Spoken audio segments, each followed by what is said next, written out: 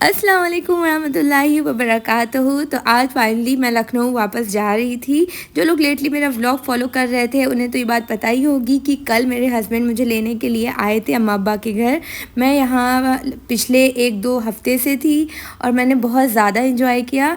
तो आज का व्लॉग होने वाला था मेरे वापसी के सफ़र का, और रास्ते में रुक रुक के हम लोगों ने कई मज़े मज़े की चीज़ें करी और बहुत इन्जॉय किया। तो मैंने सोचा क्यों ना उसे भी शेयर कर दूँ।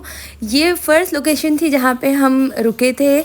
ये वो जगह थी जहाँ पे बहुत ही बड़ा सा तालाब था, व्यू भी ठीक ठाक ही था। और लेकिन यहाँ पे बहुत सारे मछुआरे एक साथ मिलके फ़िश वगैरह पकड़ रहे थे। तो एहतशाम को ये बात समझ में आ गई थी यहाँ पे कुछ ऐसे ही हो रहा है, फ़िश बेच रहे हैं ये लोग। तो ये तुरंत से उठे और मुझसे कह के गए कि वहाँ तुम्हें नज़दीक आने की ज़रूरत नहीं है, दूर से ही रिकॉर्ड करना, क्योंकि वहाँ पे बहुत सारे आदमी हैं। तो मैं बहुत दूर से, काफ़ी डिस्टेंस है, ये वीडियो में इतना पता नहीं चल रहा है, मैं बहुत ही दूर से गाड़ी की आड़ में खड़ी होके वीडियो रिकॉर्ड कर रही थी और समझने की कोशिश कर रही थी कि आखिर वहाँ हो क्या रहा है, इतना ज़्यादा जो वक्त लग रहा है। खैर मुझे थोड़ी देर बाद समझ में आ गया कि जिस साइज़ की फ़िश एहतशाम को चाहिए थी वो उनके जाल में आ नहीं रही थी। तो उन्होंने 2-3 मरतबा जाल को तालाब में फेंका।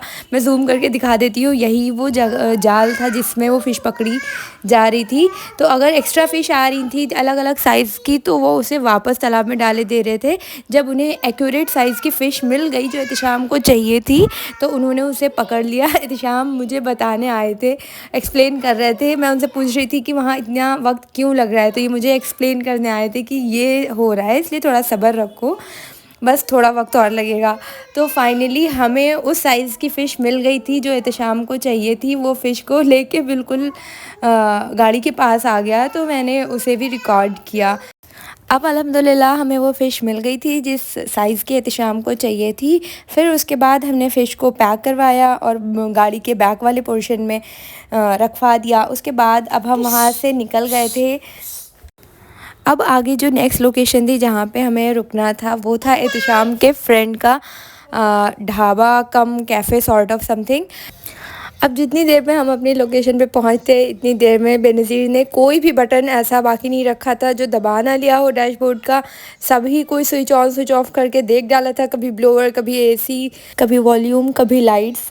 शायद ही कोई डैशबोर्ड का बटन उसने बाकी रखा हो जो दबा के देख लिया ना हो उसने। खैर थोड़ी देर में हम अपनी लोकेशन पे पहुंच गए थे। फाइनली हमें मिल गया था थोड़ी मशक्क़तों के बाद, क्योंकि ये जगह एहतशाम को पता नहीं थी कहाँ पे और हम फ़र्स्ट टाइम यहाँ पे विज़िट कर रहे थे, तो थोड़ा वक्त लगा हमें यहाँ पहुँचने में।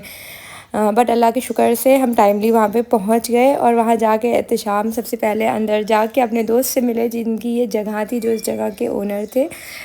उसके बाद मैं और बेनज़ीर इंतज़ार में थे कि अब कुछ आ जाए खाने के लिए, एहतशाम कुछ भेज दें वहाँ से। तो उसके बाद जो चीज़ उन्होंने भेजी वो थी ये गर्मा गर्म प्याज की पकौड़ियाँ और उसके साथ थी ये हरी मिर्च और धनिया की चटनी। दोनों ही चीज़ें दिखने में तो बहुत ही टेम्पटिंग लग रही थी। चाट मसाला ऊपर से स्प्रेड किया हुआ था और टेस्ट भी अच्छा था, काफ़ी सही था। उसके बाद जो चीज़ हमने ली थी वो थी ये चाय तो मैंने इतनी अच्छी एक्सपेक्ट नहीं करी थी। अल्लाह के शुक्र से चाय का टेस्ट तो बहुत ही अच्छा था, अभी तक की वन ऑफ द बेस्ट चाय थी कुल्हड़ की जो मैंने ये पी थी। काफ़ी सही चाय थी, टेस्ट बहुत ज़्यादा अच्छा था और पकौड़ियों के साथ तो और ही ज़्यादा इसका टेस्ट इन्हांस हो रहा था। इलायची, अदरक वगैरह सब अच्छे से बना के स्पेशल चाय भेजी थी उन लोगों ने।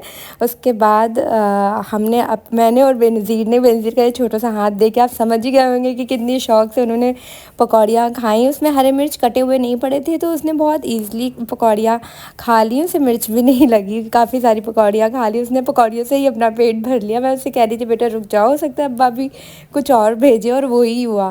फिर उसके बाद शाम ने हम लोगों के लिए समोसे भेज दिए, लेकिन समोसे बेनज़ीर नहीं खा पाई क्योंकि उनका पेट पकौड़ियों से ही भर गया था। 2-3 पकौड़ियाँ खा ली और वो उसके लिए इनफ थी, लेकिन मैंने अपनी चाय भी बचा के रखी क्योंकि मुझे इंट्यूशंस आ रहे थे कि अब शायद ये समोसे भेजी, क्योंकि समोसे सामने गरम गरम फ्राई हो रहे थे और तो इन्होंने इत्तेफाकन समोसे ही भेज दिए और वो भी मैंने चाय के साथ खाए। उसमें मटर पनीर वगैरह पड़ा हुआ था, समोसे भी बहुत ही जायके के थे और समोसा ख़त्म ही नहीं हो पाया था कि एहतशाम ये इतना ह्यूज सा रसगुल्ला लेके चले आए। इसके अंदर ड्राई फ्रूट्स की फिलिंग थी ये बता रहे थे, और ये इनके ढाबे के स्पेशल रसगुल्ले थे। ये इनका ढाबा इन रसगुल्ले और इनकी चाय की वजह से इनके एरिया में फ़ेमस था। हमने तो खूब खाया पिया मज़े करते हुए। हम कब लखनऊ पहुंच गए हमें पता ही नहीं चला। इसी के साथ आज का व्लॉग मैं यहीं एंड करती हूँ। तब तक के लिए अल्लाह हाफ़िज़, take care and yes do like share and subscribe to our YouTube channel that is life of Samia.